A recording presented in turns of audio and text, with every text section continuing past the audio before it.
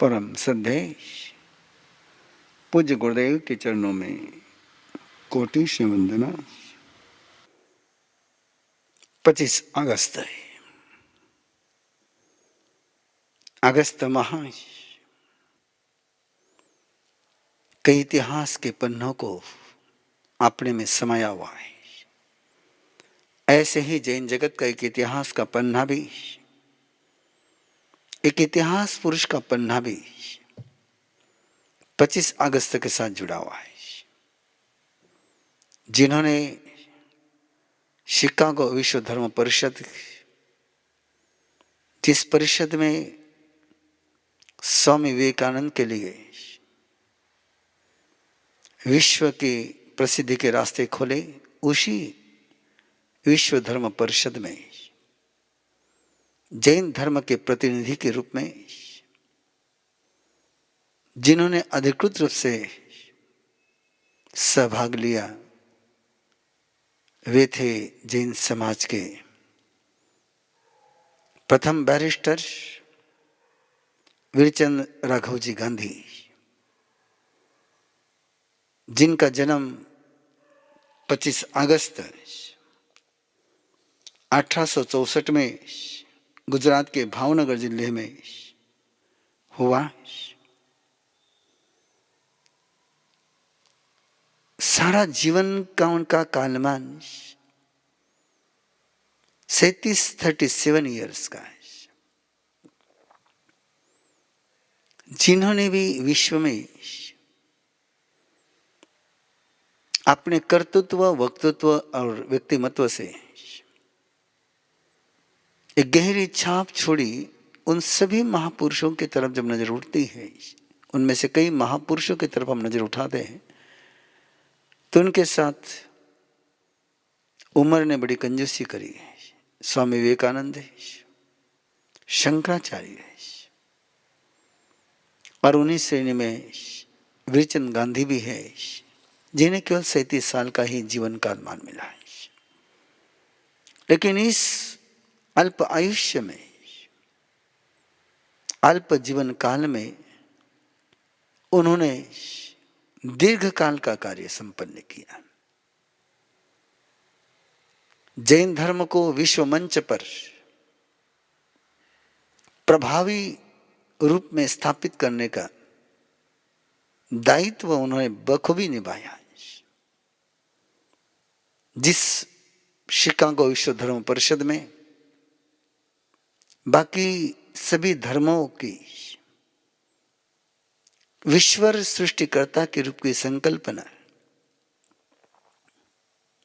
और एक दुनिया में चली हुई धारणा कि बिना सृष्टिकर्ता के रूप में ईश्वर को स्वीकार किए किसी धर्म की शुरुआत नहीं होती। और ऐसे समय में जैन धर्म की एक संकल्पना निरीश्वरवादी, ने सृष्टिकर्ता ईश्वर नहीं है, सृष्टि का संचालक ईश्वर नहीं है, एक अनूठी बात थी। और उस धर्म परिषद में इस अनूठी बात को प्रस्तुत करने वाले अनूठे व्यक्ति थे वीरचंद राघवजी गांधी, जिनके पास केवल वक्तृत्व ही नहीं तो कर्तृत्व भी था। केवल ज्ञान इंफॉर्मेशन का नहीं तो 14 भाषाओं का भी जिनके पास ज्ञान था,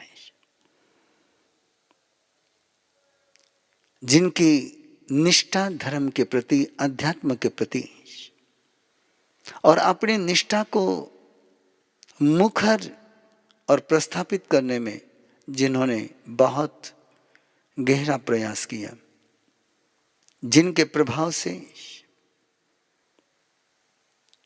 श्रीमती हॉवर्ड शाकाहारी बनी, जिसने वहां के उनके द्वारा स्थापित एक संस्था का सचिव पद का दायित्व निभाया। ऐसे वीरचंद राघवचंद गांधी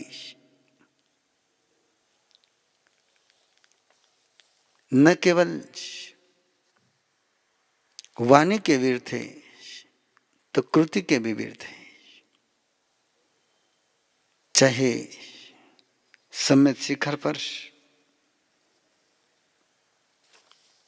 उस समय के होने वाले कत्ल खाने का विरोध करने की बात हो, चाहे पालिताना की बात हो, चाहे टैक्स माफ करने की बात हो, हर मुहिम में उन्होंने अग्रणी भूमिका निभाई। इतना ही नहीं, अक्टूबर 1893 में शिकागो में विश्व अचल संपत्ति सम्मेलन में भी उन्होंने भाग लिया था।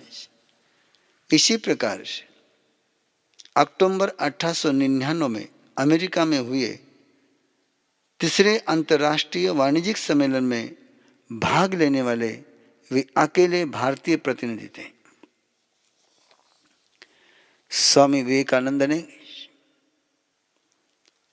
दीवान हरिदास देसाई को, जूनागढ़ के जो दीवान थे, उनको अमेरिका से एक पत्र लिखा था। उस पत्र में भी उन्होंने वीरचंद गांधी का बहुत गौरवपूर्ण उल्लेख किया था। उनके शब्द, अब यहां वीरचंद गांधी है, एक जैन धर्म जिसे आप बॉम्बे से जानते हो। वे इस भयंकर ठंडी में भी शाकाहारी भाजी और तरकारी के सिवा कुछ नहीं खाते हैं। उनके नख और दांत हमेशा देश और धर्म की सुरक्षा के लिए प्रयत्नशील रहते हैं। अमेरिका की जनता वीरचंद को खूब पसंद करती है। वर्तमान के पीएम और तत्कालीन गुजरात के मुख्यमंत्री नरेंद्र मोदी ने वीरचंद राघव जी गांधी के संबंध बोलते हुए कहा था, वीरचंद राघव जी बड़े विद्वान, उन्होंने कई वर्षों तक अमेरिका में रहकर भारतीय संस्कृति का प्रचार किया। इतिहास के ऐसे पन्नों के उजागर होने से प्रेरणा मिलती है। 7 अगस्त 1901 को दिवंगत होने से पूर्व अपने अल्प जीवन काल में वीरचंद राघव जी गांधी ने जैन धर्म, भारतीय समाज और संस्कृति के लिए अद्भुत प्रेरक कार्य किए। ऐसे बहुआयामी प्रतिभा के धनी वीरचंद जी का ये जीवन हम सभी के लिए बहुत प्रेरणास्पद है। जैन समाज ने एक ऐसे व्यक्तित्व को निरंतर अपने सामने एक प्रेरक चरित्र के रूप में याद रखना चाहिए, जिनकी शिकागो में आज भी प्रतिमा लगी हुई है, वीरचंद की प्रतिमा लगी हुई है। ऐसे ख्याति प्राप्त कर्तृत्व संपन्न वीरचंद गांधी के आज के जन्म दिवस पर हम एक संकल्प लें,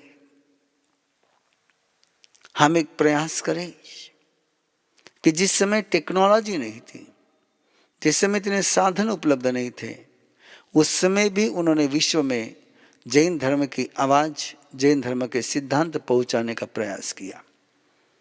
आज टेक्नोलॉजी है, आज अपनी बात पहुंचाने का साधन उपलब्ध है, सहज उपलब्ध है। हम इसका उपयोग करें और वीरचंद गांधी के समान जैन धर्म को विश्व में प्रतिष्ठित करने का प्रयास करें, तो ही उनके जन्मदिन की सच में एक बधाई के रूप में यही उनकी बधाई होगी, यही उनके लिए बधाई होगी। और इन्हीं शब्दों के साथ मैं जैन समाज से आग्रह करूंगा, प्रतिभाशाली युवाओं वर्ग से आग्रह करूंगा कि वो वीरचंद गांधी से प्रेरणा लेकर के जिनेश्वर के इस दर्शन को, जिनेश्वर के इस धर्म को विश्व में प्रस्थापित करने के लिए अपना तन, मन, धन समर्पित करें। इन्हीं मंगल भाव के साथ ओम शांति।